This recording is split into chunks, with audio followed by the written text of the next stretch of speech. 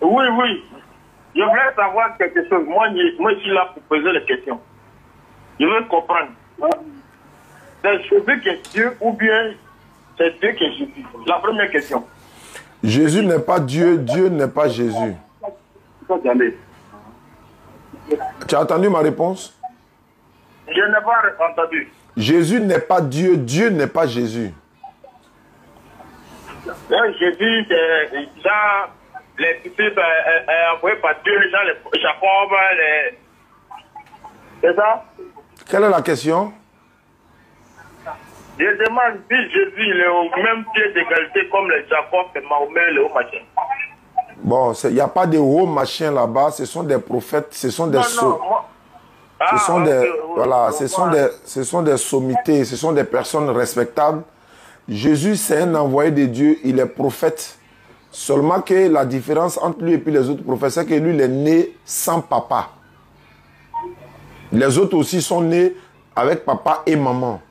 Certains sont nés sans papa, sans maman. Donc, tout ça, c'est des miracles de l'éternel Dieu constitué, quoi. Donc, Jésus-Christ n'est pas Dieu, c'est un envoyé de Dieu, selon la Bible et le Coran. Voilà la deuxième question que j'ai répondu. Quelle est la troisième question? La troisième question, Jésus a dit, si tu m'as vu, c'est que tu as vu le Père. Donc, tu es Dieu. D'accord. C'est bien de poser les questions, comme tu l'as bien précisé. Toi, tu poses les questions, moi, je te donne les réponses, Inch'Allah. Quand Jésus dit dans Jean 14, 6, « Je suis le chemin, la vérité et la vie, nul ne vient au Père que par moi. Si vous me connaissez, vous connaîtrez aussi mon Père. Dès maintenant, vous le connaissez et vous l'avez vu. » Philippe lui dit, « Montre-nous le Père et cela nous suffira. » Jésus lui dit, « Il y a si longtemps que je suis avec vous, tu ne m'as pas encore connu, Philippe, celui qui m'avait vu le Père. » Quiconque voit Jésus, voit Dieu. Mais ce n'est pas au sens de le percevoir physiquement comme ça. Parce que selon la Bible, on ne peut pas voir Dieu.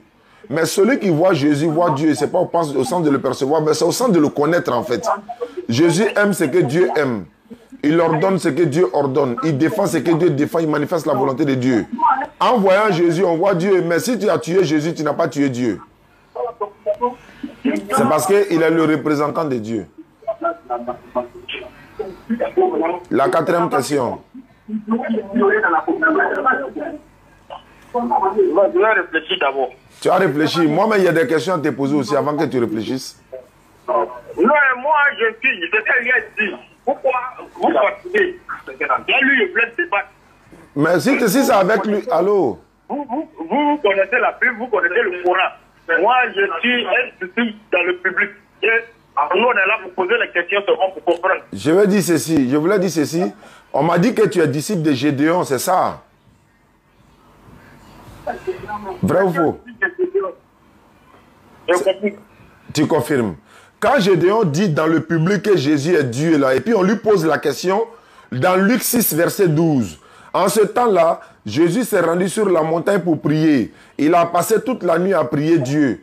Mais est-ce que Gédéon a pu répondre à cette question alors que tu es son disciple? Il n'a pas pu répondre. Il a dit, c'est son côté charnel qui est en train de prier côté esprit. Il a fait de la cacophonie complètement. Il n'a pas pu expliquer.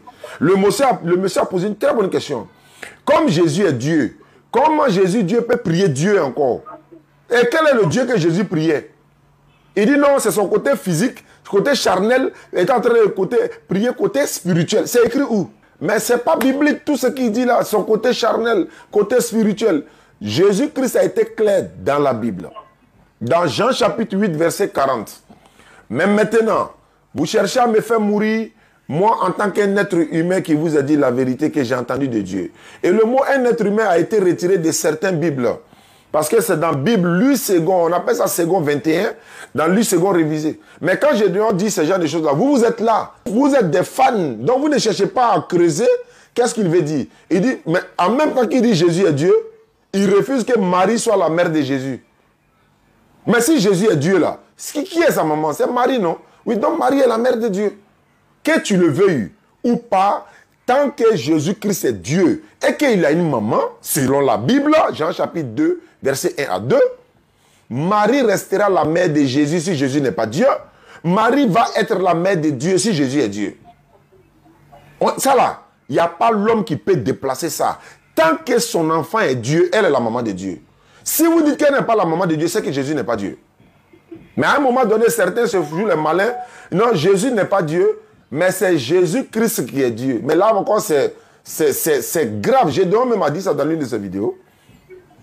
Il dit Jésus n'est pas Dieu, mais c'est Christ, ce côté Christ là. 1 Corinthiens 11.3 le prend encore là-bas. 1 Corinthiens 11.3 dit Dieu est le chef de Christ. C'est-à-dire, de la Genèse jusqu'à l'Apocalypse. C'est parce que vous ne pouvez pas poser des questions qu'il faut à votre dévancier qui est Gédéon. Vous ne pouvez pas lui poser des questions. Vous êtes tous dans le même panier. Vous êtes tous en train de crier Abba, oh, oh, oh, Abba, oh, Abba, Abba, Abba, Abba. On n'a pas quoi. Le gars est en train de vous mentir. Vous êtes là, Abba, Abba. Bon, ça fait pitié quand même.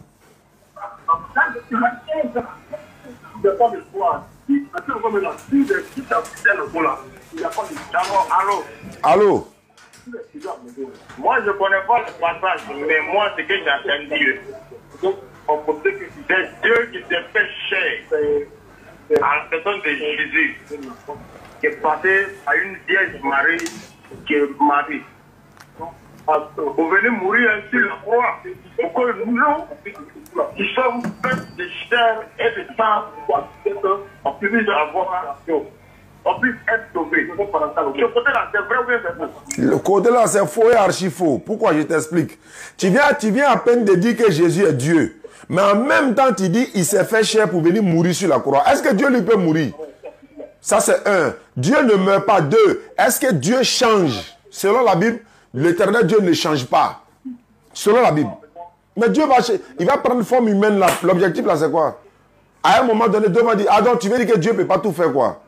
Bon, si Dieu fait tout là, dites-moi si Dieu peut devenir Satan. Il va dire non, il ne peut pas devenir Satan. Dites-moi si Dieu peut coucher avec une femme. Non, il ne peut pas coucher avec une femme. Est-ce que Dieu peut mentir? Non, il ne peut pas mentir. Est-ce que Dieu peut créer un autre Dieu qui est plus puissant que lui? Non. Mais est-ce que ça veut dire qu'on limite Dieu? Non. On ne dit pas que Dieu peut tout faire. Quand il dit il peut tout faire là, ça veut dire que c'est que même là, on peut voir Dieu au carrefour un jour, il est en train de ramasser ordures, mais ça veut dire quoi ça? Vous le rabaissez à ce niveau-là. Non. Dieu n'est pas venu sur terre. Dieu ne vient pas sur terre. Il a envoyé ses messagers qui sont, par exemple, l'ange Gabriel qui prend la forme humaine. Mais si Gabriel prend forme humaine, ce n'est pas la permission de dire de qui Gabriel a pris forme humaine. Ce n'est pas la permission de Dieu. Dieu a-t-il besoin de venir sur la terre? Salomon a crié dans 2 Chroniques 6, 28, en 18. Il dit quoi? Dieu viendra-t-il sur la terre pour habiter avec nous? Ça veut dire quoi? Donc ce que tu dis là, Dieu n'est jamais venu mourir pour pardonner le péché de quelqu'un. Qui va tuer Dieu? Ce n'est pas lui qui a créé la mort et puis la mort va le prendre encore. Vous réfléchissez un peu à un moment donné, frère. Donc c'est faux et archi faux. Dieu n'est pas venu dans la chair pour venir mourir pour pardonner le péché de qui que ce soit. 1, il n'est pas charnel. 2, il est esprit. 3, il ne vient pas sur terre. 4, il ne meurt pas. Il y a une autre question. Allons à ça. Ok, vous-même vous tâchez là. Vous-même là. Écoute, hein. Vous êtes une personne, c'est-à-dire, comme une personne de quoi? Qui est faite de chair. En même temps que tu es faite de chair, tu as ton esprit. Oui. Qui est visible. Je suis visible. Et puis tu as l'âme. Oui. Dieu s'est fait chair. L'esprit est resté en haut. Mais c'est fait corps. Regardez comment Gédéon les a formatés. Il n'a pas ressuscité. Bon, s'il est ressuscité, oh. Allô? Allô? Il pleut ici. Donc, ah, il pleut. Vous êtes à Makour, il pleut, ok. je ne sais pas contaminé, Kamagaté, avec un bébé. D'accord. Je réponds. Non, Dieu ne meurt pas, frère. Tu sais, il y a corps, l'âme et l'esprit. Les trois entités sont différentes l'une de l'autre. Le corps n'est pas l'esprit n'est pas l'âme n'est pas l'esprit ni le corps. Maintenant, Dieu, lui, n'a pas toutes ces entités-là. C'est-à-dire, il a une âme, il a l'esprit, il a une chair, ou il a le corps. Non, Dieu n'a pas ça. La Bible dit que Dieu est esprit. Nous disons que oui, effectivement, Dieu est l'esprit. Il n'est pas un esprit, mais il est l'esprit. Maintenant, s'il est l'esprit, c'est une appellation pour pouvoir amener les gens à comprendre que Dieu est l'esprit. Si on dit n'est pas esprit, quel mot qu'on peut utiliser encore? Il est l'éternel, oui. Est-ce qu'il est charnel? Non. Si Dieu est esprit, mais est-ce que Jésus est esprit? Non. Mais est-ce que Jésus n'a pas l'esprit en lui? Oui. Moi j'ai l'esprit en moi, Jésus a l'esprit en lui. Tout être humain a un esprit en lui. Même les anges sont des esprits. Mais Dieu, lui, là, il n'a pas âme, il n'a pas corps, il n'a pas chair. Et Jésus a répondu à ça dans Luc 24, 36. Je t'écoute alors. Bon, moi, je suis en train de chercher, mais pour je vous passe le BT. D'accord. Passe-moi le BT. Il n'y prend pas. Il a peur de quoi? Il a peur de quoi? La religion là, c'est coutume de quelqu'un. Donc moi, je ne sais pas la part. Faut donner preuve. Donne la preuve. Il n'y a pas de souci. Moi, je vous écoute. Vous m'appelez d'où ça? Du plateau? Non, c'est là. Ah, d'accord. Ok, allons-y. Bismillah. Je ne sais pas. Je voulais pas. D'accord. Allô? Oui, allô? Bonjour, monsieur. Bonjour, cher ami. Allô? Oui, allô? Allô, je vous écoute. Hein? Oui. Ok. En fait, d'abord, en premier lieu, c'est un grand plaisir pour moi de s'échanger avec vous parce que là, je ne m'attendais même pas à ça. D'accord. Voilà, donc vraiment, je bénis tout cela.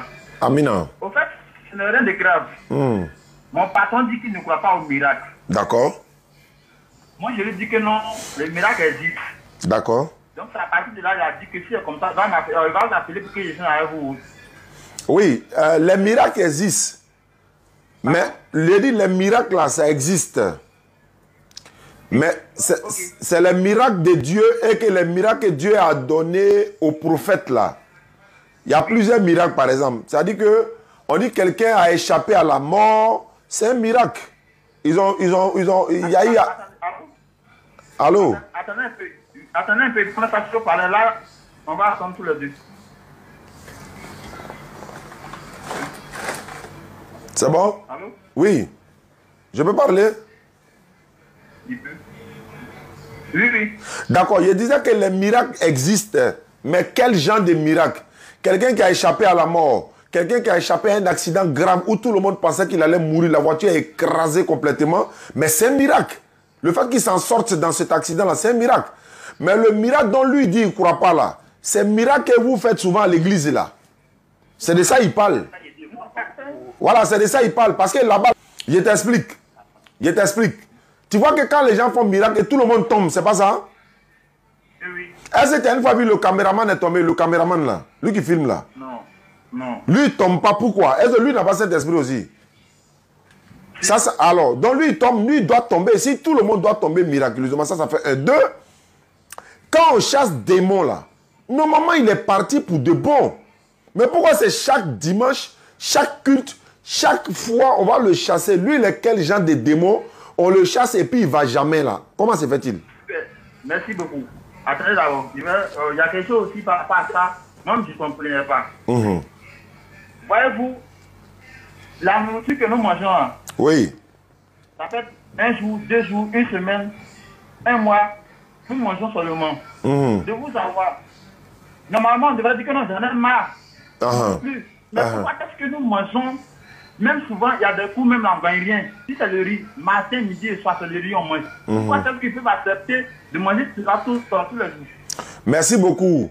Quand on mange la même nourriture tous les jours, il y a 2 ou 3 cas. Premier cas, c'est qu'il y a la pauvreté, il y a le manque de moyens, on a oublié de manger la même nourriture. Deuxième cas, on mange la même nourriture parce que c'est intéressant. Ça là, sûrement là. Nous, on est nés trouver nos papas manger kabato matin, midi, soir. C'est la pauvreté, ça. C'est parce qu'ils n'ont pas d'autre choix. Le jour, on mangeait riz, là, on disait Dieu merci. Mais c'était kabato, matin, midi, soir. À un moment donné, on s'est rébellé, on dit on ne mange pas kabato. Mais ce n'était pas parce que c'est mauvais. Même au village, quand on est allé là, on voit qu'ils ont préparé kabato et tout ça.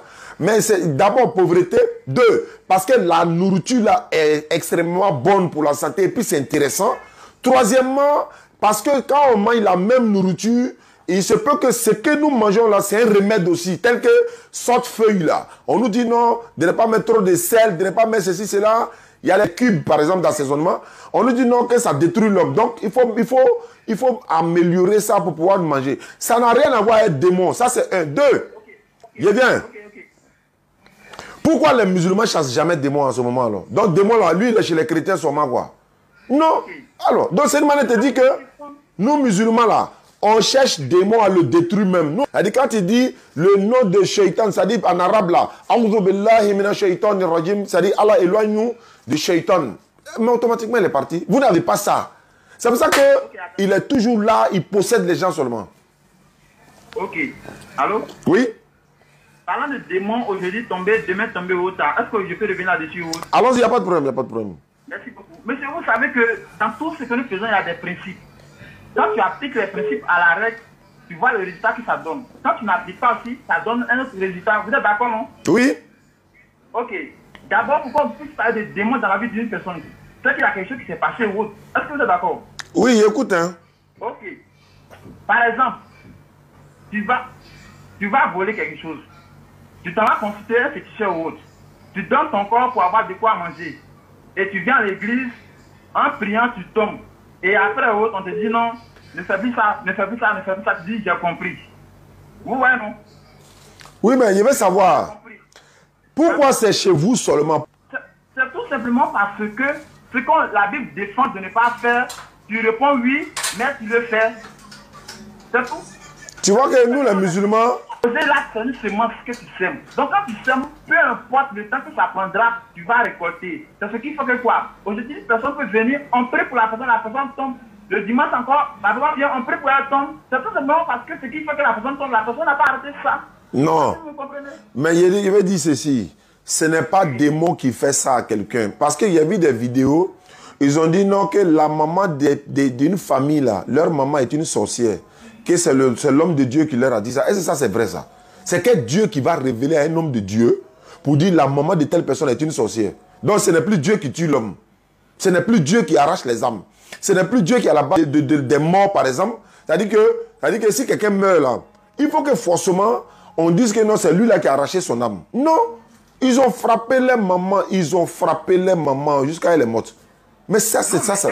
Leur maman est morte par manque de leur intelligence. Ils n'ont pas été intelligents. Mais c'est l'homme de Dieu qui les a dit ça. C'est l'homme de Dieu qui les a dit ça. C'est pourquoi en islam, nous disons que par exemple, nous on prie matin, midi, soir. C'est pourquoi nous on ne chasse pas de démons. Quand tu vois des musulmans, où Jésus a dit dans la Bible, Matthieu 24, versets 23 à 24, il y aura des faux prophètes, des faux Christ, ils vont faire des miracles, des prodiges, pour séduire même les élus. Si on dit le Christ est là-bas, n'allez pas. Si on dit il fait miracle ici, ne croyez pas. Mais Jésus a averti les gens, non? Mais les gens tombent toujours dedans. C'est pour ça que dans plusieurs lieux de culte aujourd'hui, on voit miracle, mais le comportement des gens ne change pas. On voit, mais ils vont adorer leur Dieu matin, midi, soir. Ça ne change pas. Et ce n'est pas l'objectif de changer le comportement. Les miracles, là, à Abidjan ici, là, il y a une institut, on a fait ça, un institut des aveugles. Aucun pasteur n'est parti là-bas un jour pour dire j'allais donner le retrouvement de vue aux aveugles. Mais ils sont là-bas, ils sont des milliers, ils sont là-bas. Mais c'est là-bas ils ont besoin de miracles. C'est là-bas, institut des sourds-muets, institut des aveugles. C'est là-bas on a besoin de miracles. Mais pourquoi ils ne vont pas là-bas? Pourquoi c'est des miracles? On peut indexer quelqu'un pour dire non, toi là, viens ici. Et puis ils vont commencer à l'attacher, machin. C'est quoi ça? On connaît. Et puis d'autres ont dit non, et ils ressuscitent les morts, tout ça. Depuis quand? Jésus même ne pouvait pas ressusciter mort. C'est Dieu qui lui a donné le pouvoir de ressusciter mort.